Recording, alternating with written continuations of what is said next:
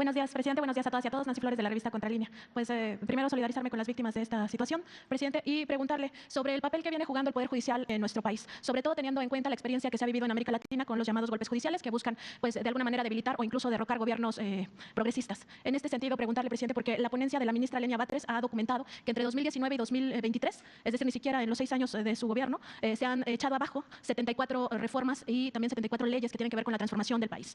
En ese contexto, recordar que algunas de estas reformas que se han echado abajo son, por ejemplo, el Plan B. Esto ocurrió en 2023 cuando la ministra Norma Piña ya asumió la presidencia de la Suprema Corte de Justicia de la Nación. El Plan B implicaba muchas leyes que se reformaban, entre otras cosas, para impedir que instituciones como el Instituto Nacional Electoral fueran capturadas por personajes como Lorenzo Córdoba Vianello, quien ya se quitó la máscara desde hace tiempo, como aliado de Claudio X González Guajardo, incluso fue el único orador de la Marea Rosa el 18 de febrero de este año, que ya también ese movimiento, pues todos lo sabíamos, pero ya se quitó la máscara de a quién pertenece y a qué intereses responde. Otro tema que falló el año pasado la Suprema Corte para echar abajo es la prisión preventiva oficiosa en términos fiscales. En ese sentido, recordar que lo que se buscaba es, sobre todo, impedir las llamadas factureras, pero otros delitos de los que se conocen como de cuello blanco. En ese caso, el tema de la prisión preventiva para los factureros, pues buscaba que dejaran de lavar dinero para el crimen organizado y también que dejaran de dañar las finanzas del Estado mexicano, porque muchas de estas factureras se utilizan para no pagar impuestos, para la evasión de impuestos. Otro tema importante es que echaron abajo también el decreto presidencial que usted había emitido para considerar las obras de infraestructura como asuntos de interés público y de seguridad nacional, para evitar justamente que organizaciones de carácter o de corte político, como son Mexicanos contra la Corrupción e Impunidad y el Consejo Nacional de Litigio Estratégico, ambas encabezadas por Claudio X González Guajardo, pues siguieran impidiendo a través de esta colusión con jueces, magistrados y ministros que les otorgaban estos amparos que se desarrollara pues toda esta infraestructura importante como el Tren Maya, el Aeropuerto Internacional Felipe Ángeles, la refinería Dos Bocas, etcétera. Pues la gente sabe a todo lo que se opusieron estos grupos de intereses creados.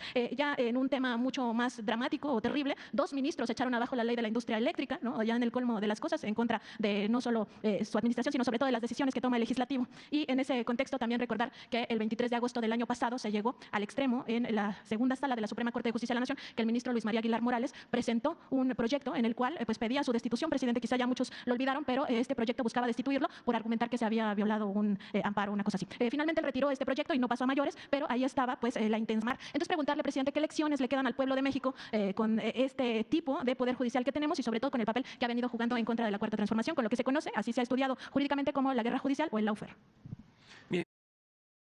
Feels like a dream, feels like magic.